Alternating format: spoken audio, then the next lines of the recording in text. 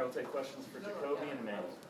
Emanuel, it looked like Baylor's defense gave you guys a lot of problems tonight. What were they doing well, and what was that challenge like for you guys? First and foremost, really shout out to Baylor. They came in, they competed, they played hard, they were down a player, and they're 6-man, but they played hard on defense.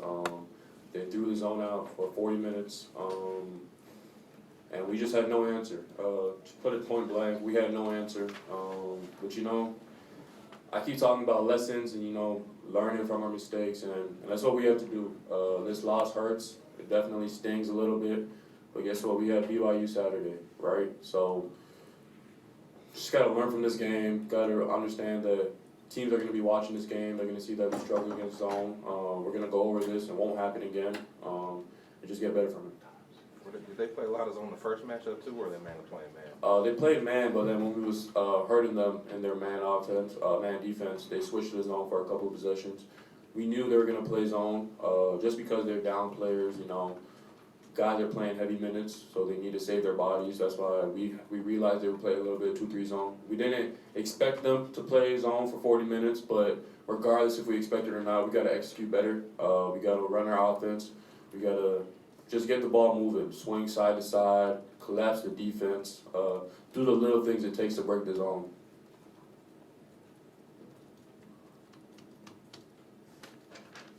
Any other questions? Okay, thank you. All right. Obviously, we're very disappointed by how we performed today. Tonight, ask you, did you see it coming? Were you ready to play? They were right there, ask that. Our performance at practice yesterday, based on Saturday's game, I thought we had as good a day of preparation in between as you could possibly have. Our shoot around was as good as it could possibly be. The intensity, we had all kinds of energy.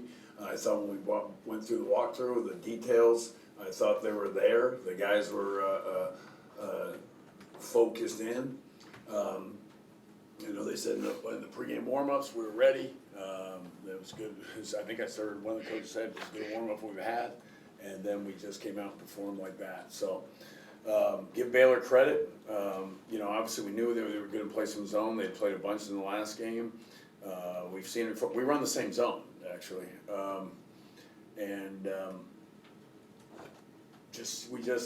we just didn't get it done in a variety of ways. So we can list them, we can go through them, but it was just obviously disappointing for our fans, disappointing for our players.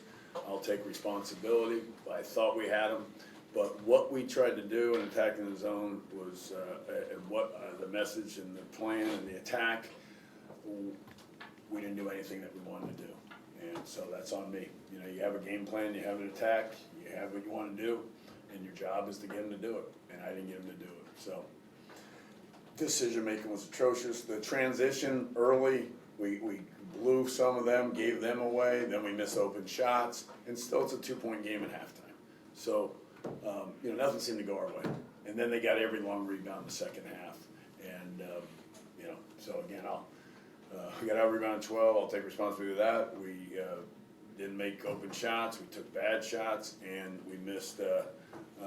We over penetrated, and so it's on me. So that's where we're at. So congratulations to Baylor.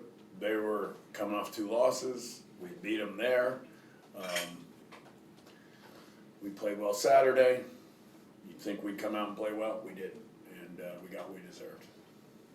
You guys started the game 4-8 against the zone, so it looked like the game plan started off pretty good, I guess, from your viewpoint. What kind of happened after that, that 15-minute mark? Yeah, I think there were some transition opportunities we blew. We had a couple that we threw away.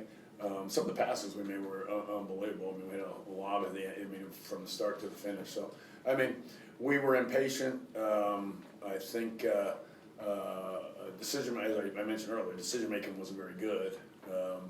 The passes were over penetration. I think I kind of touched on it, on all those things, but over penetration was one of them. Passes were too late, missed some open ones, didn't get to the foul line enough. I mean, there's a variety of reasons, and then in the end of the day, you gotta, if you're taking good shots, which I don't think that we were in our rhythm in normally how we do, then you get missing open shots, you get offensive rebounds, and we got killed in the glass. So we hadn't even talked on that one yet, but it's amazing that we only had 7 offensive rebounds on the number of we had 20% of the offensive rebounds of our misses.